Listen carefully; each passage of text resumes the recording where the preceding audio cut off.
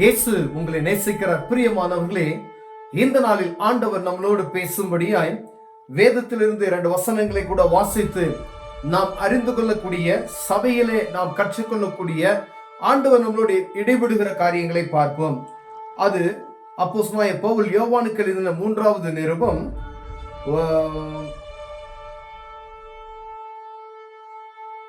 9வது வசனம், 10வது வசனம், 11வது வசனம் இப்படியாக சொல்லப்படுகிறது. நான் சபைக்கு எழுதினேன்.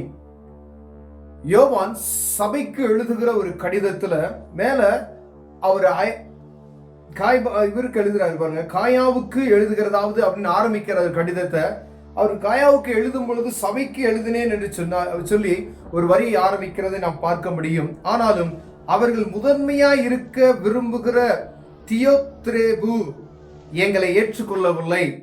அதாவது சபையில முதன்மையான இடத்துல இருக்கணும்னு நினைக்கிற ஒரு சபை இருக்குமே, ஆனால் அந்த சபையில நாம் ஒரு பெரிய ஆளா இருக்கணும், முதன்மையான ஆளா இருக்கணும், நான் தலைவரா இருக்கணும், இல்ல ஸ்ட்ரெஸரா இருக்கணும், ஒரு செயலரா இருக்கணும், இல்ல ஒரு டயசிஸ்ல அப்படி இருக்கணும், ஒரு சபையில இல்ல ஒரு அநேக பாஸ்டர்ஸ்க்கு ஒரு தலைமைத்துவத்தில் இருக்கணும் அப்படிங்கிற எண்ணம் இருக்கிறவர்கள், அப்படிப்பட்டது ஆண்டவர் இந்த வேதத்தில் எழுதி வைத்திருக்கிறதை பாருங்க. முதன்மையா இருக்கிற விரும்புகிற அந்த பேரையும் குறிப்பிட்டுள்ளார், தியோத்திரேப்பு. அப்படிப்பட்ட மனிதன் எங்களை ஏற்றுக்கொள்ளவில்லை. சபைக்குள்ள ஆவியானவருடைய அபிஷேகத்தை பெற்று, பரிசுத்த ஆவியின் அபிஷேகத்தை பெற்று ரட்சிக்கப்பட்ட அனுபவம் நிறைந்த கர்த்தருடைய பிள்ளைகளாகிய இவர்கள் உள்ளே போகும் பொழுது அங்கு ஏற்றுக்கொள்வதற்கு மனதில்லாத சிலர் இருக்கிறார்கள். ஏனென்றால் அவருடைய ஆதாயம் கெட்டு போகும் என்று நினைத்து அவர்கள் உள்ளே வருவதற்கு தடை செய்கிறதை நாம் பார்க்க முடிகிறது. பிரியம் ஆனபடியால் நான் வந்தால் அவன் எங்களுக்கு விரோதமாய் பொல்லாத வார்த்தைகளை அழுப்பி தேவையற்ற காரியங்களை பேசி செய்து வருகிற கிரியைகளை நினைத்துக் கொள்வேன். பாருங்க, அவங்க உள்ள சபைக்குள்ள போகும் பொழுது ஒரு சுவிசேஷ வார்த்தைகளை கொண்டு போகக்கூடிய தேவ மனிதர்களை உள்ளே அலோவ் பண்ணல. அவங்க சபைக்குள்ள நீங்க விடல. அவங்க சொல்லுகிற ஏதாவது அவங்களுக்கு டிஸ்டர்ப் பண்ணிட்டு அவங்க அப்படி இவங்க இப்படி அப்படி பேசுவாங்க, இப்படி கடுமையா பேசுவாங்க, ஏதாவது சொல்லி அவர்களை அழப்பி அவர்களை தடை செய்கிறது மாத்திரமல்லாதபடி பாருங்க, விரோதமை அழைப்பி செய்து வருகிற கிரியைகளை நினைத்துக் கொள்வேன். அவன் இப்படி செய்வதும் போதாமல் தான் சகோதரியும் ஏற்றுக்கொள்ளாமல் இருக்கிறதும் அன்றி, சகோதரனையும் ஏற்றுக்கொள்ளாமலும் இருக்கிறது அன்றி, ஏற்றுக்கொள்ள மனதா இருக்கிறவர்களையும் தடை செய்து சபைக்கு புறம்பே தள்ளுகிறான். பிரியமானவர்களே, தானும் ஏற்றுக்கொள்ளுகிறது இல்ல, அவர்கள் சகோதரியை உள்ள அலோவ் பண்ணுகிறது கிடையாது. ஏற்றுக்கொள்ள மனதாய் இருக்கிறவர்களையும் ஏற்றுக்கொள்ளாதபடி அவர்கள் என்ன செய்து சபைக்கு புறம்பே தள்ளுகிற ஒரு காரியம் அப்போஸ்தலருடைய காலத்திலே இருக்கப்பட்டிருக்கு. நாம் வேதத்திலே வாசிக்க முடியாது. பிரியமானவர்களே, என் அன்பு சகோதரனே, சகோதரியே, நீங்க சபையில ஏதாவது முதன்மையான இடத்துல இருக்கிறீங்கன்னா அதற்கான கணத்தை நீங்க என்ன வேணாலும் நீங்க உள்ள செய்யுங்க. ஆனா சத்தியத்தை ஜனங்களுக்கு அறிவிக்கும்படியாய், எச்சரிக்கையா இருக்கும்படியாய் ஆண்டவர் உங்களோடும் என்னோடும் பேசிக் கொண்டிருக்கிறேன். எந்த சபையாக வேணாலும் இருக்கலாம், கர்த்தருடைய பிள்ளைகளுக்கு இயேசு கிறிஸ்துவை சொந்த இரட்சகராய் ஏற்றுக்கொண்ட ஒவ்வொருவருக்கும் நான் சொல்லுகிறேன், ஆண்டவர் சொல்லுகிற காரியம், நீங்க சபையில தலைவரா இருக்கணும் நீங்க விரும்புனீங்கன்னா நீங்க சபையில தலைவரா இருங்க.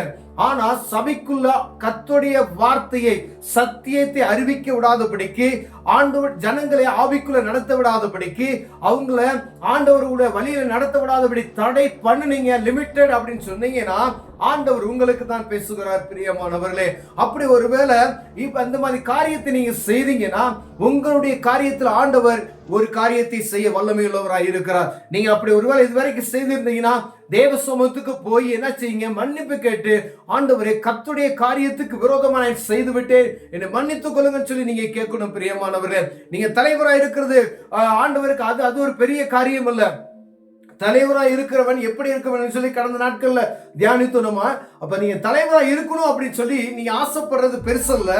ஆனா சபைக்குள்ள கர்த்தருடைய வார்த்தையை, தேவன் மனிதர்களை ஜனங்களை அவங்க அடிக்க போட ஆடுகளை போல இருக்கிற ஜனங்களை, ஆத்துமாக்களை கர்த்தருக்கு நேராய் வழி நடத்த விடாதபடிக்கு ஏதாவது தடை செய்தீர்கள் என்றால் கர்த்தர் உங்களை பார்ப்பார். பெரியமானவர்களே, ஒருவேளை பாருங்க, நாங்க கிராம ஊழியங்களுக்கு போகும்போது எங்கேயாவது ஒரு இடத்துல நினைச்சா தடை பண்ணுவாங்க, நில்லுங்க, அவங்களும் ஏற்றுக்கொள்ள மாட்டாங்க.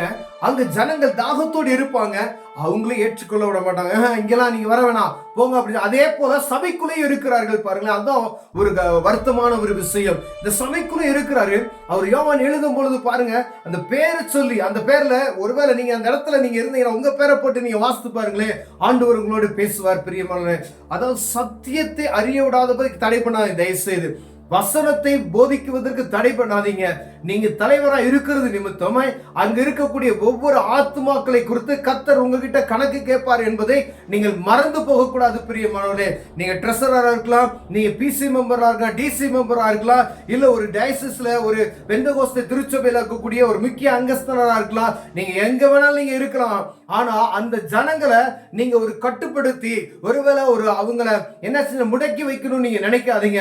அவர்கள் ரட்சிக்கப்பட்ட அனுபவம் நிறைந்து பரிசுத்த ஆவியின் அபிஷேகத்தை பெற்று அவர்கள் சீசர்களாய் மற்றவங்களை மாற்றுவதற்கு அவங்களை உபயோகப்பட வைக்க முடியும். ஆண்டவர்களோடு பேசிக் கொண்டிருக்கிறார். பிரியமானவர்களே, ஒருவேளை நான் இந்த இப்படிப்பட்ட ஆட்கள் வசனங்களை சொல்லுகிற இல்ல வசனங்களை கருத்தாய் போதிக்கிறவர்கள் நான் உள்ள விட மாட்டேன், இவர்கள் அப்படி செய்வார், ஆவியில நிறைவார்கள், அது அந்நிய பாஷை பேசுவார்கள், அப்படிப்பட்டதான காரியத்தை நீங்க தடை பண்ணாதபடிக்கு, நீங்களும் ஏற்றுக்கொள்ளாதபடிக்கு, ஏற்றுக்கொள்ள மனதாய் இருக்கிறவர்களையும் ஏற்றுக்கொள்ள விடாதபடிக்கு நீங்க தடை செய்தீர்களா, கர்த்தர் உங்களை நியாய விசாரிப்பார். பிரியமானவர்களே, கர்த்தர் உங்களோடு தான் பேசிக் கொண்டிருக்கிறார், உங்களோடு பேசிக் கொண்டிருக்கிறார், என்னோடு பேசிக் கொண்டிருக்கிறார்.